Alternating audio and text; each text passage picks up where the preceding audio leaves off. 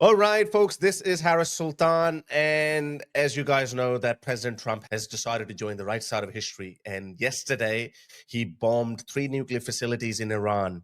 Now, you guys know my opinion on that, but there are a lot of people in America who are not in favor of the US joining this war. So I thought, why not bring an Iranian and hear her thoughts? I've got Sana Ebrahimi with me. She is an Iranian-born Iranian activist. She's in America, I believe, these days, and is a PhD candidate. Sana, thank you very much for giving your time. First of all, just your raw reaction on Trump bombing the 3 nuclear facilities. I obviously don't think that was a bad decision. They were given time, they had an option, they were given 2 months to make a decision, and that was their decision. It is interesting because as an Iranian, I feel like a mixture of very contradicting feelings. At the same time, I think they deserved it. This has been coming for so long after decades of making deals and getting ransom money from different presidents, different American presidents. They got millions of dollars from Obama in cash over nuclear deals and stuff like that. So this has not been a surprise. We saw that coming. That's one thing. And not, on the other hand, what I think many thought about, and I saw it like through social media, was that feeling of anger towards the regime. Billions and billions of dollars had been spent on this nuclear facilities and this nuclear program in general. Billions of dollars that could be spent on infrastructure for civilians, that could be spent on building the economy stronger. And it wasn't. It was all spent on building the terror proxies. It was all spent on nuclear facilities, nuclear program, hostile ambitions, and it just went turned into ashes in the matter of an hour or less. So that is definitely that's a feeling of like anger that I saw among many Iranians, that this is what you destroyed our lives for, something that could be destroyed in a matter of second. And that also comes with its sadness that, okay, this was our money, right? This is our oil money that is now in rubbles. But I would say the majority definitely saw that coming, and we're not surprised. We But you're, definitely didn't expected it to come before the 2 weeks, though. Yeah, that's true. But you're so I've seen some people attack Iranians who are fighting for liberty, who are in favor of changing this Islamic regime, them getting attacked by so many people. Someone was interviewing Reza Pahlavi, and she was trying to corner him by saying that, are you happy that your country is being bombed? Now, I have seen you guys make a very good argument that Iranian people are not the Islamic regime. So you are someone who was born and raised in Iran. Why do you want this regime to change? There has been 46 years of brutality and oppression against every and any group in Iran. Is not only against women, is against any human being, no human right, no. And the government does not care in any capacity about the well-being of the people. Like, we have 3 to 7 millions of child laborers in Iran. Something that I saw, I witnessed with my own eyes going to school every single day. I see these kids digging up the trash for food, for something to just spend their lives with. And it's just insane how careless and brutal this regime is. Does not look at its citizen as human beings. These are their enemies. Even the friends and the supporters of the regime, they are just tools. And when a time comes, we've seen that how they hide behind them. We've seen how they scapegoated people in like Gaza. Like, they don't care about the well-beings of people there. They have zero care for anyone or anything but their own power and their control over the region. And the peace that President Trump is talking about is not achieved unless the Islamic Republic is gone. That's in the interest of the entire world. I don't think there are this faction of mega supporter that are very isolationist and they want to isolate the country and say, oh, this is not our war. This is everyone's war. See, that's, I think, the big misunderstanding here. People think Iranians are asking America and Israel to go and overthrow the regime for them and save them. No, we know that here we have a common interest and we have a common enemy, which is the Islamic Republic. What we want is for the world to stop giving them a lifeline. Because we've seen over and over when the time has come, they've been given yet another chance, another deal. But what we want people to understand at this moment of history is that there is no peace unless the Islamic Republic is gone. There's no peace for anyone, not only for Iranians, for anyone in the region, in Iraq, in Syria, in Lebanon, in Gaza, in Israel. All of these, imagine all of these money that is spent on this region and on the chaos in the region by other countries, US, European countries, the money that goes shared to UN, all the US military that they complain about, the money that is spent on the military aid that goes to Israel, that can be avoided. Do you want peace? Do you want this to stop? Then the Islamic Republic must go. I think people overlook the fact that if Iraq was destabilized after the US invasion, the Islamic Republic played a key role in that. They started funding the militias, they started weakening the secular political figures, they started ramping up their influence in the region to counter the US and Israeli there. So they destabilized and completely destroyed Iraq. Then they moved to Syria. They start building their militias there. IRGC literally had a base in Syria. They started empowering all of these militia groups in Syria. They helped Assad in suppressing and killing, slaughtering Syrian people. No one talks about this. All they talk about is, oh, if Iranian regime is overthrown, then we're going to have another Iraq. Then we're going to have another Syria. Why did Iraq become Iraq? Just let's think about the reason. One of the reasons was the Islamic Republic. This is the country, this is the key factor here in the Middle East that is destroying the entire region. So if you want peace, we need to get rid of the Islamic Republic. I see the side where we are all hoping that Reza Pahlavi will go in. He's got a 100-day plan and then we'll have democracy. But what if that doesn't happen? Isn't that a point of legitimate concern for people? I understand that, but I would say that won't happen in Iran because of the differences that Iran has with these other countries like Iraq and Syria. Let's think about how Iraq and Syria were created. These were a part of Ottoman Empire that after the collapse of the empire, France and Britain literally just drawn the borders on the map, regardless of all the ethnic groups, all the religious groups in this region, all these internal battles that existed. They didn't care about that, and these countries were shaped like this. So that laid the foundations of the current conflicts that we see in Iraq, in Syria, the Kurdish groups that are fighting against non-Kurdish groups to gain their autonomy, their own country. They create their own country and own territory.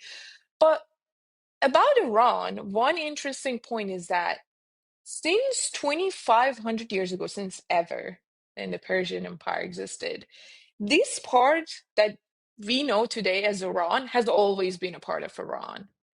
These are a united group of different ethnicities that came together and created this country. We saw that in Iran-Iraq War, they fought along together. And throughout history, many times, Iran has been Iran, always. And another factor, Prince Reza Pahlavi. Pahlavi's family were once the ones that united the country. And Reza Shah created Iran as a whole and brought back together, brought people together and created a united Iran and industrialized Iran and completely shaped it in 20 years. And because of that, Pahlavi's family are popular in Iran, and Pahlavi can be an alternative that transitions, that helps us in this transitional period. So I think because of these factors, the chances of that happening in Iran are very low. The possibility, yeah, definitely is not zero. It definitely exists. But is it so high that we completely risk getting rid of the Islamic Republic? No. Is it going to be worse than Islamic Republic right now ruling the country and having its grips over the Middle East? No, it's not. It's definitely not going to be worse than I that. see Trump just posted on his Truth Social that this term regime change is considered politically incorrect these days. But if this Islamic regime can't make Iran great again, then maybe it's worth changing the regime. I've seen some polls that show that Reza Pahlavi's popularity, I think it was 65% of the public supports him. But one criticism that I have seen time and time again by people, that most of the people who are standing with Reza Pahlavi, or those people who join these demonstrations with Israelis against the Islamic regime, are the children of those who left Iran at the time of the revolution. How do we know how popular this resentment is inside Iran against the Islamic regime? So first of all, I think the part that the popularity of Pahlavi is only among the diaspora is simply not true. People in Iran in stadiums chant Reza Shah Ruat Shah, means Reza Shah, rest in peace. The Pahlavis are very popular in Iran, and I simply don't believe that. And I actually can argue the opposite, because there are this faction of diaspora that are like left leaning, and those are the ones that argue like, no, maybe we want another form of government, which for that, Reza Pahlavi does not say that I want to create a monarchy. He has clearly said it multiple times. He will give us this chance to have an election and choose freely what we want to do moving forward. So that's that. And then the unpopularity of the regime and how much people are against it. I think we've had enough uprisings throughout the years with very high number of casualties that can tell you how much these people are against the government. We've shown it multiple times. Started very early on after the revolution and then continued through 1999, 2008, 2009, 2019, 2022. 2019, the government completely shut down internet. It was very early after I left Iran. Completely shut down internet. 3 days, we do not know what's going on in the country. And in a complete blackout, kills 1,500 people in 3 days.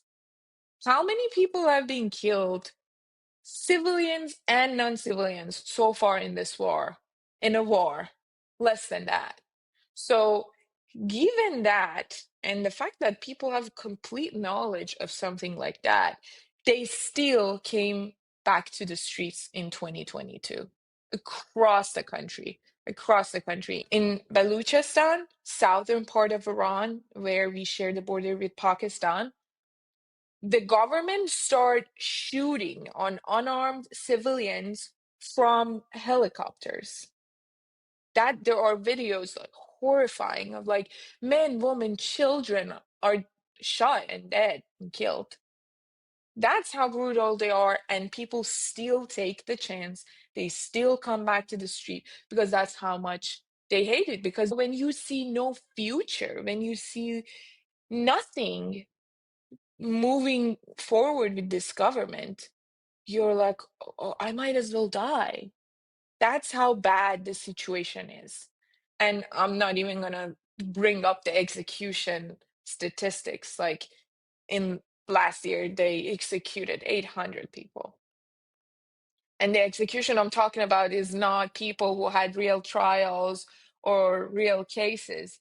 These are, many of them are fake cases with sham trials without even a lawyer that they're executed. So this is how bad the situation is, and people still risk it to stand against it. So I guess the next question is, and I've seen some MAGA people saying that they don't necessarily support the Islamic regime, although that's the angle I take. I say that you are complicit in defending this regime.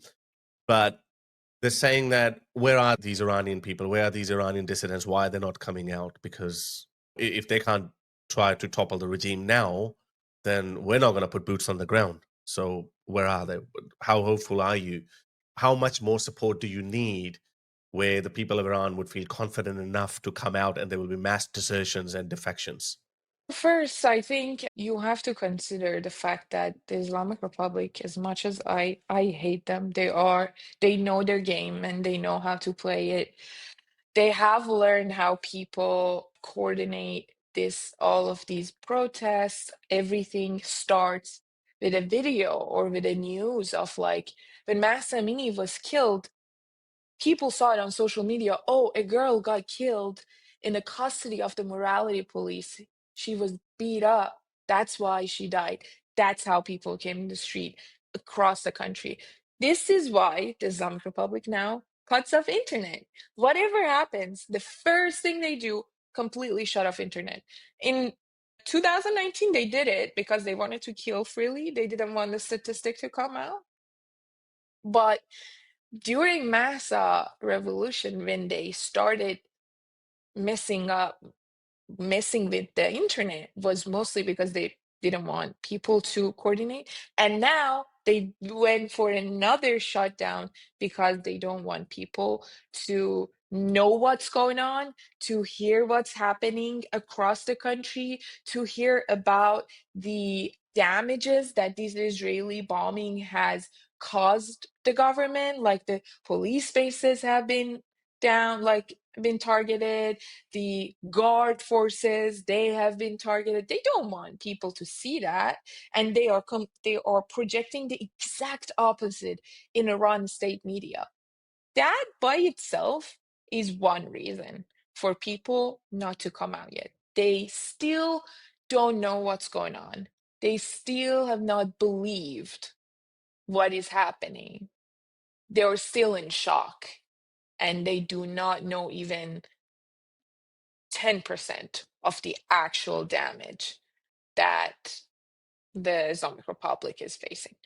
Now, that's one thing. Another thing is that people need to feel safe to come out. We need to let the dust settle a little, because when you hear bombing outside, you're not going to go out. You're like, if I go out, I don't know and they don't have internet to know which neighborhood is safe. So they're like, okay, my neighborhood might be getting bombed soon, so why would I go out? They don't go out. That's another thing. So yeah, I think I'm hoping that if we find a way to provide internet connections or back on, and we let the dust settle a little, we will be able to do that and see people coming out to the streets and overthrow the regime themselves. See, this is what we want. We don't want boots on the ground. We need that help with something like internet connection. Like this tweet that you made, you were obviously addressing Elon Musk for Starlink. And I've seen Reza Pahlavi make that request to Elon Musk as well. I believe Starlink is active in Iran, but obviously you need the equipment to go there, and there's very little equipment to go around, which is the reason why we're actually not seeing a lot Mhm, of footage of destruction to come out mhm. of Iran. Yeah, that's for sure. And as far as I learned, I talked to a lot of people. I mean, in and outside of Iran. And they said that apparently one way of connecting to the Starlink satellites is having the receiver that has to be on the Mm. ground. Another way is like if you have like foreign SIM cards, our SIM cards doesn't have the capability. I don't know. So far, that has not been made available. Unless, I don't know, somehow we find a way to smuggle the receivers, or Elon Musk finds a way that people can actually connect without needing Maybe those is receivers. maybe Israel should airdrop them because they control the skies No. over Iran. But I think it would be a lot easier. I didn't know about the SIM card because I read somewhere, but I didn't know about that. Mhm. But these receivers are pretty big, so they would be obviously much harder to smuggle in en masse. But it would be a lot easier to smuggle those SIM cards. No. Yeah. Yeah, I think I'm definitely sure that there is a way to fix this and to help people to actually connect to the world. Imagine like you're sitting in a dark room and they tell you like go protest. You're like, I don't see anything. I can't Yep. walk. Oh And yeah. you don't want to be the only person out because Hmm. then the IRGC will just simply shoot you. Okay, Yeah. so where do we go from here? Now, I think you've made this point many times on Twitter that if this regime is allowed to stay on, because Israel's stated objective was to denuclearize Iran, they may want the regime to topple as well, but that's not their stated objective. But you, as an Iranian, you and me as an outsider, as your ally, I'm also more interested in toppling the regime rather than denuclearizing. Yeah, that's one element. That's good for the world. But what's good for the people of Iran is the toppling of this regime. Where do we go from here? Because Trump is now suing for peace.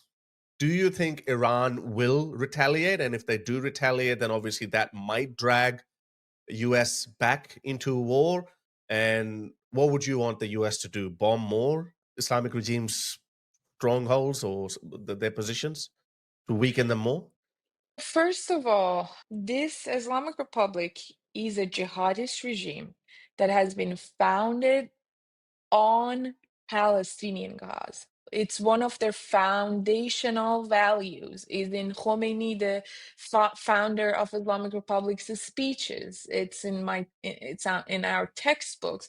Khamenei, while Iran is under attack, Khamenei posts on Twitter, on X, saying that Palestine is our main issue.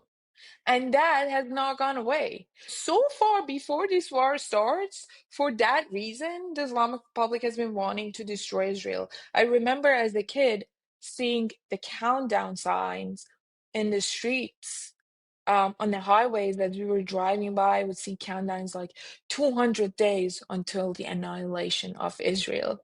And as a kid, I would always think, okay, 200 days. And then 200 days goes by again. I'm like going to my uncle's house and I see the sign.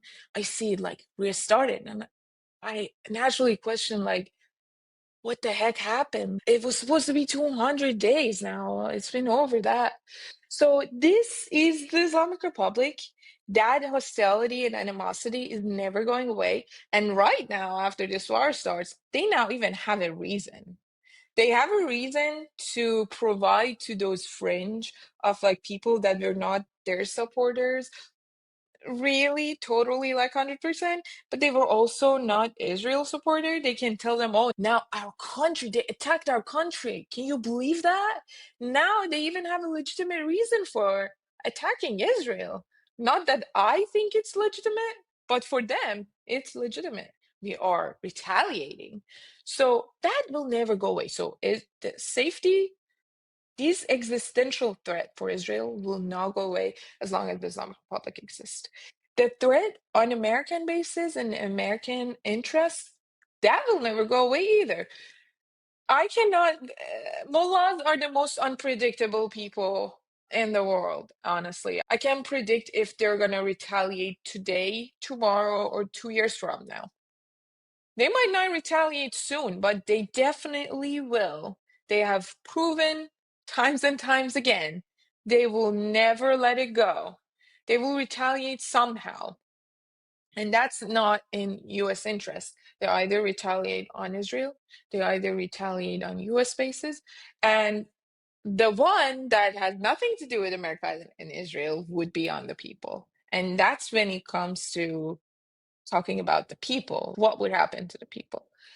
Now, in that sense, Islamic Republic has also shown that after each war, if they are not militarily capable to take the revenge on their enemy because they've been humiliated, they now need to show their strength to their civilians. Now, what they do is oppressing civilians, killing them more, executing, arresting. We saw that in 1988 after Iran-Iraq War. They had a mass execution. They killed 5,000 people in a matter of a week. And they buried them in like mass graves, somewhere that their families didn't know for years and years on where they are. So this is the government. This is the kind of regime they are. And right now, as we speak, on Iran state media, they are issuing threats. If you are a Mossad agent, you need to surrender yourself to us. And by Mossad agent, they mean anyone that has said anything against the government, posted a video on social media, has some photos or some videos of an explosion. These are all Mossad agents. They have their security forces everywhere in the city, looking through people's cars, looking through their phone, looking for Mossad agents. And they're going to have mass executions. They've discussed that on the floor of the parliament, mass executions. So this is what we talk about when we say this regime must go for the safety and security of everyone, not only Iranians, for the US interest, for the Middle Eastern countries, for every Middle Eastern countries, and for Israel. Wow, that is definitely scary, and I don't even want to imagine how bad would it be. So this is why I actually don't think that regime change is a politically incorrect statement. This is why I think America, which is the custodian of democracies, and America historically has always stood by people who want democracy. America should always intervene, in my opinion. And I really hope that America doesn't stop. I really hope that Israel doesn't stop. And I really hope that people of Iran get to taste democracy and freedom. I wish you best of luck, Sana. Thank you Thank very you. much for joining. And yeah, hopefully we'll have you sometime again when the people of Iran are truly Mhm. liberated. Yeah, Until next hopefully we time. will get to celebrate. Thank you so much for giving me your platform. I think it's really important for every one of us to use our voice these days. It's very important to be the voice of the voiceless, which is the people of Iran. So thank you again for having me, and hopefully we will celebrate soon. All right. Thank you. See you guys.